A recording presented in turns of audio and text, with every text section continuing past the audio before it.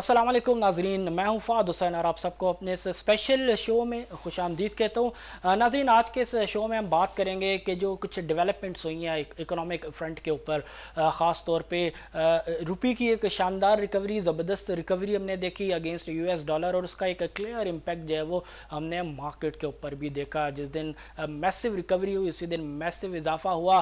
केसी index में तकरीबन 800 से ज़्यादा पॉइंट का इजाफा रिकॉर्ड किया गया, और वही तसलसल जो है फिर अगले दिन भी बरकरार रहा। तो कुछ positive developments definitely economic front के ऊपर जो वो होती हुई नज़र आ रही हैं। इन तमाम चीज़ों के ऊपर बात करने के लिए इस वक्त टेलीफोन लाइन पर हमारे साथ मौजूद हैं सईद साहब, चीफ इकोनॉमिस्ट हैं आदम सिक्योरिटीज़ लिमिटेड में। जी सईद साहब,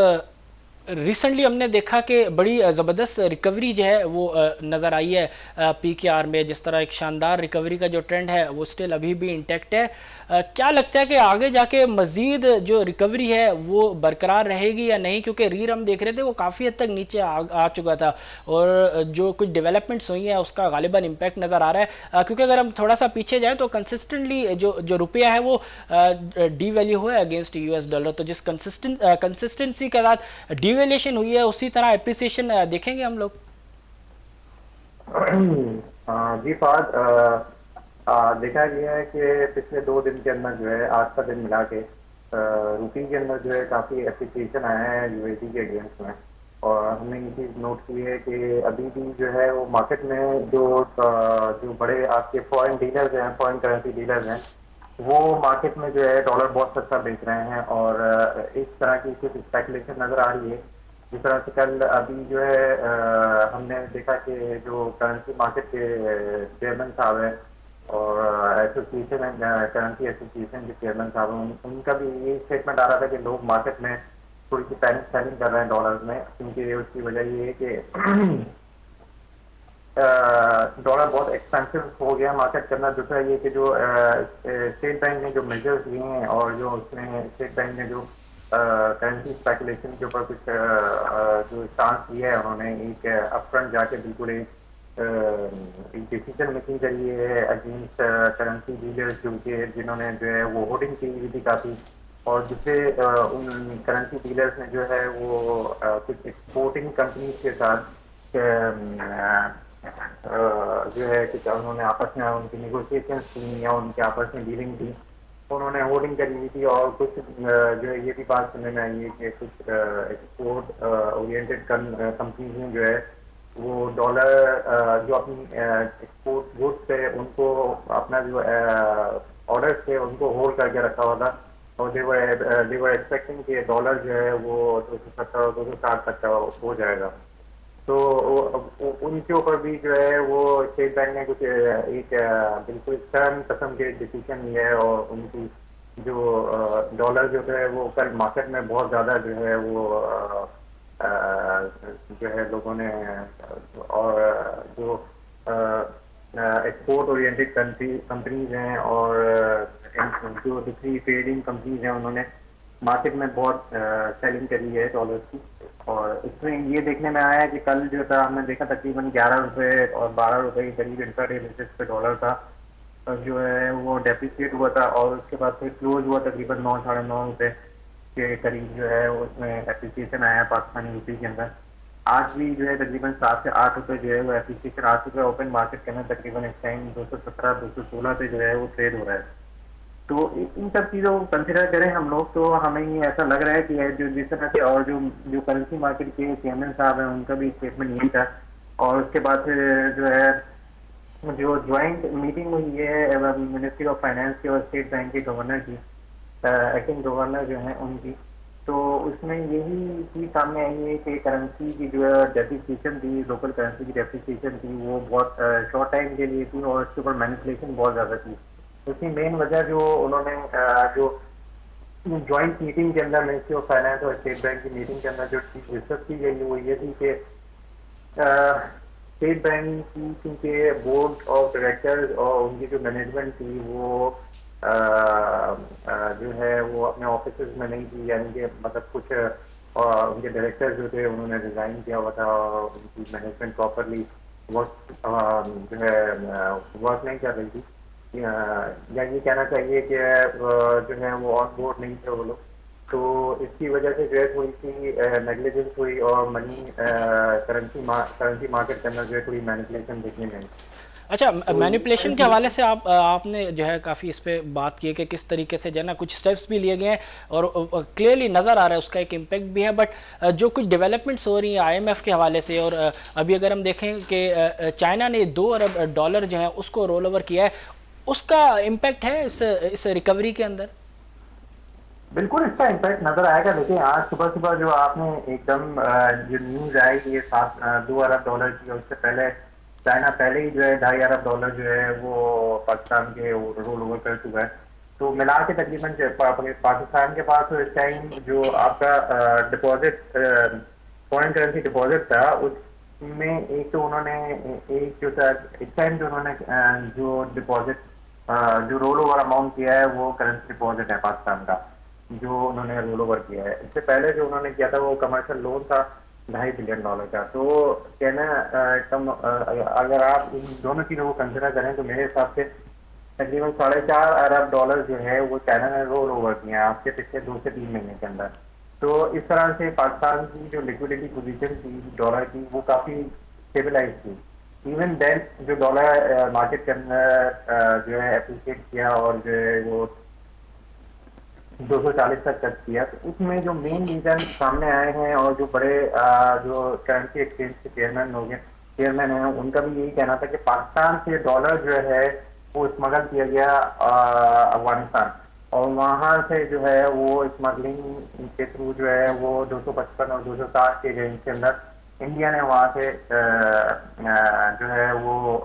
रेट में जो है वहां से खरीदा है। तो पाकिस्तान जो था वो अनफॉर्चुनेटली पाकिस्तान के पास डॉलर जो था बहुत मैसिव अमाउंट के अंदर जो है आउटफ्लो हुआ, और पाकिस्तान की लिक्विडिटी पोजीशन जो थी वो बहुत ज़्यादा श्रिंक हो गई। तो अब कहने का मकसद ये है कि अगर अगर जिस तरह से अभी चाइना ने रोल ओवर किया $2 बिलियन का, तो जाहिर बात है इससे इम्पैक्ट तो आएगा। अब हमारा करेंसी जो है थोड़ा सा फर्दर जो है वो एप्रिशिएट हो सकता है। करेंसी क्या जो है रुपी जो है हमारा मेरे हिसाब से आज की क्लोजिंग के हिसाब से तकरीबन 200 ओपन मार्केट के अंदर मेरे ख्याल में 215 तक टच कर जाएगा। तो अगर ओपन मार्केट में इतना हो जाता है और आपकी इंटर बैंक के अंदर की तकरीबन 222 की रेंज में ट्रेड कर रहा है, तो it's not a bad position after all. अच्छा, मज़ीद इस तरह के जो रोल ओवर्स हैं या इनफ्लोज हैं एक्सपेक्ट किए जा सकते हैं? और आईएमएफ के हवाले से क्या अपडेट्स हैं कि क्योंकि चीज़ें तो कंप्लीट हो गई, आईएमएफ ने खुद भी इस हवाले से जो स्टेटमेंट जारी किया, बट अभी तक कोई एक डेट जो है वो सामने नहीं है कि कब एग्जीक्यूटिव बोर्ड बैठेगा और फाइनली जो 1.2 बिलियन की जो ट्रांच है वो पाकिस्तान के लिए रिलीज़ होगी। देखिए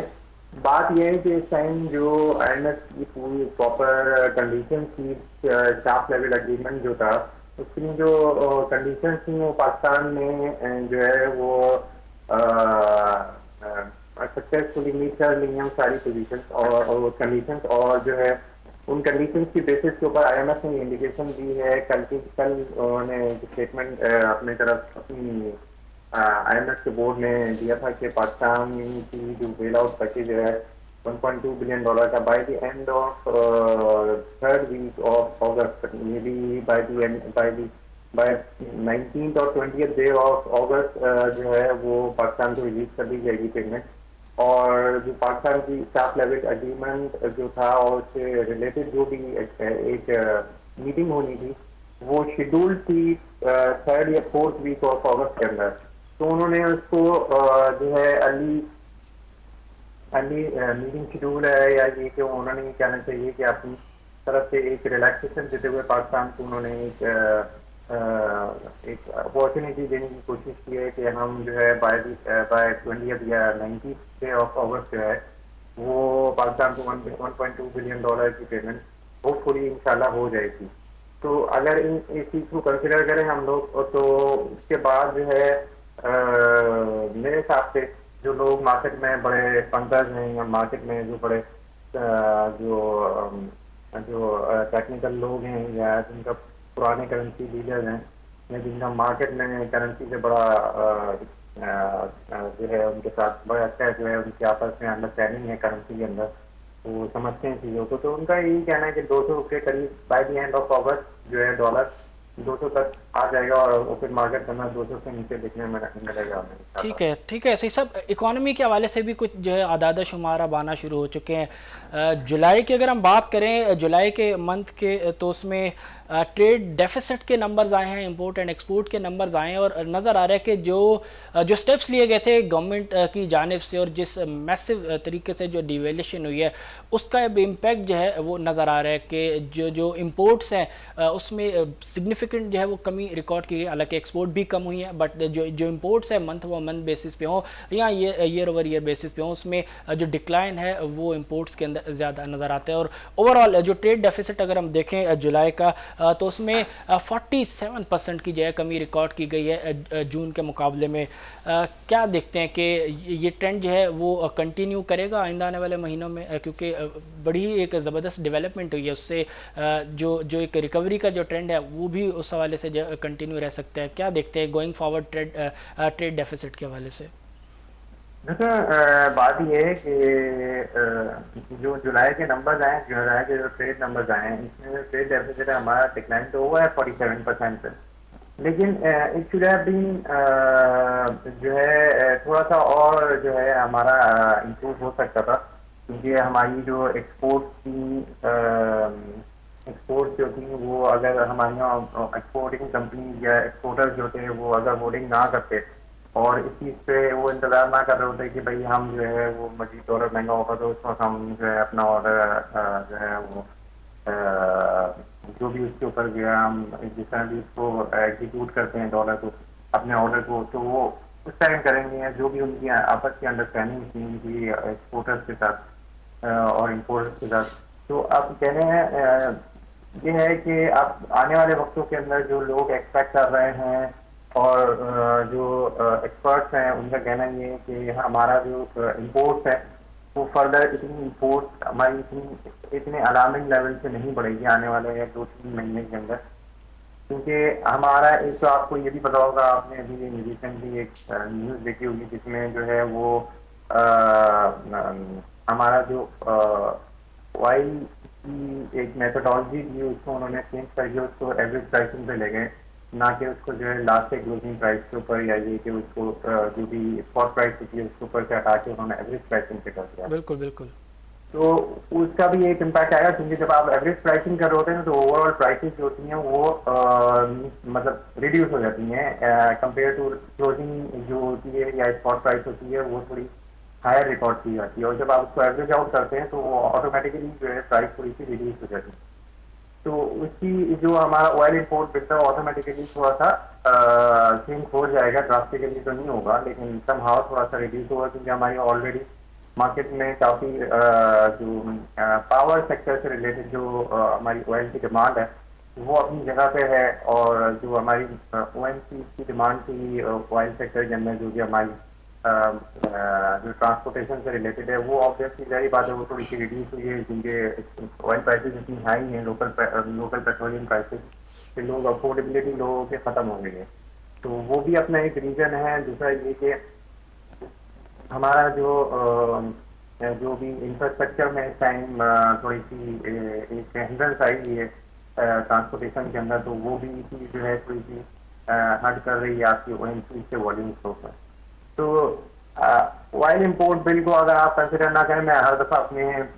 जो डिस्कशन के अंदर यही बात कहता हूँ, तो ऑयल इम्पोर्ट बिल हमारा जो है वो इतना रिड्यूस नहीं हो सकता, क्योंकि हमारी एक नीड है, वो बेसिक नीड है, हम पाकिस्तान ऑयल इम्पोर्टिंग कंट्री है, तो वो हमारा रिड्यूस मैसेजली नहीं हो सकता। सम हाउ कुछ मिटिगेट किया जा सकता है उसको, लेकिन ये कि तो वो अलार्मिंग मतलब एक वेरी ड्रास्टिक लेवल से और वेरी एक बहुत बड़े अमाउंट से जो है वो रिड्यूस नहीं हो सकता पाकिस्तान के अंदर। अच्छा, ऑयल ऑयल के हवाले से सईद साहब आपने मैं एक पॉइंट जी, जरा सा मैं डिस्क्लोज वो कंप्लीट करना चाहूँगा। ठीक है।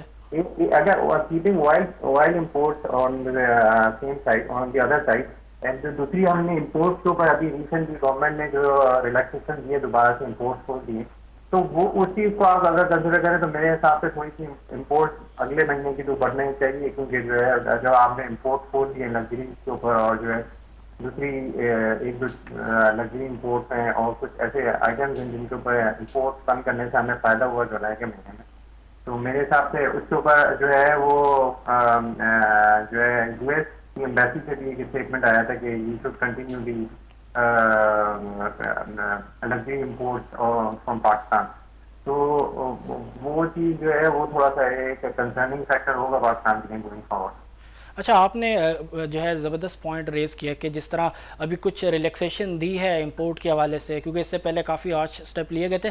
बट गिवन के जिस तरह जो सूरत हाल डेवलप हो रही है, तो शायद गालिबा उसी को मद्देनज़र रखते हुए कुछ जो पॉलिसीज़ है उसको रिलैक्स किया जा रहा है। बट समझते नहीं है कि जो अभी रिसेंटली एक स्टेटमेंट गालिबा जो है आया फाइनेंस मिनिस्टर की जानिब से, कि उसमें उन्होंने कहा कि पाकिस्तान में इस वक्त जो ऑयल का जो स्टॉक है, चाहे वो फन्नस ऑयल हो, चाहे वो पेट्रोल हो या डीजल हो, इनफ स्टॉक है काफ़ी हद तक है। तो लगता है कि जो एनर्जी से रिलेटेड जो इंपोर्ट्स है वो किसी हद तक जो है वो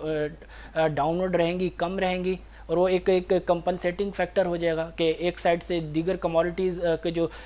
इंपोर्ट्स है बढ़ेंगी रिलैक्सेशन की वजह से, वहीं ऑयल की जो कि मेजर कंट्रीब्यूशन रहा है हमेशा हमारे टोटल इंपोर्ट बिल के अंदर, तो वो किसी हद तक एक बैलेंस आउट हो जाएगा। देखिए, वही मैंने अभी बात यही मैं आपके साथ कर रहा था कि देखिए, keeping oil oil import on the other side, हम आफ्टर ऑल हमें उन इम्पोर्ट के ऊपर थोड़ा सा कंसर्न और हमें एक जो है अपने आप को एक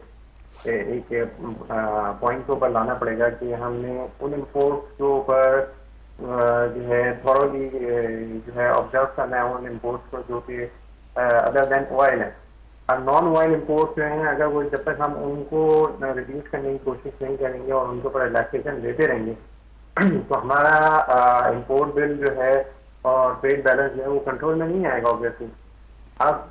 कहने की बात ये है कि असल जो पॉइंट है जिसको आपको एक कंसिडर करना चाहिए या उसके ऊपर आपने थोड़ी ऑब्जर्व करना चाहिए इस पॉइंट को, वो ये है कि आप जो अभी इस टाइम जो फूड के ऊपर इम्पोर्ट्स हैं, फूड के ऊपर कुछ ऐसी इम्पोर्ट्स हैं जिसको पाकिस्तान अभी जो है वो करेंटली गोइंग फॉरवर्ड फिर दोबारा से उसको कंसिडर करना पड़ेगा, सिंस जो बलूचिस्तान में सैलाब आया है और कुछ पंजाब के और सिंध के अंदरूनी इलाकों में कुछ सैलाब की सिचुएशन है। और अभी कुछ पता नहीं है, अभी तो अगस्त का महीना स्टार्ट हुआ है और अगस्त का मानसून सीजन पूरा सितंबर तक चलेगा ये। तो ये सारी चीज़ों को कंसिडर करें तो अभी हम कुछ कह नहीं सकते, क्योंकि आने वाले वक्तों के अंदर अगर तालाब की सिचुएशन फ्लडिंग आपकी रहती है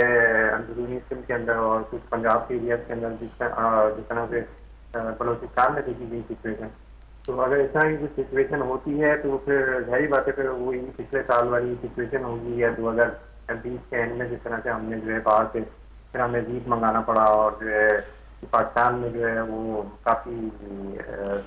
जो हमारी वीट की प्रोडक्शन थी वो बहुत कम हुई थी इसकी वजह अच्छा, से। सही साहब, फूड और फ्लड की आपने बात की। ऑलरेडी हम देख रहे हैं कि मुल्क के अंदर जो इन्फ्लेशन के नंबर्स हैं वो मुसलसल उसमें इजाफा ही होते हुए नज़र आ रहा है। जून में हमने देखा कि तकरीबन 21% की शरह से जो है महंगाई में इजाफा हुआ। दैन उसके बाद 24% का इन्फ्लेशन का जो नंबर्स है जुलाई के मंथ के रहे। अब जहाँ फ्लड है वहीं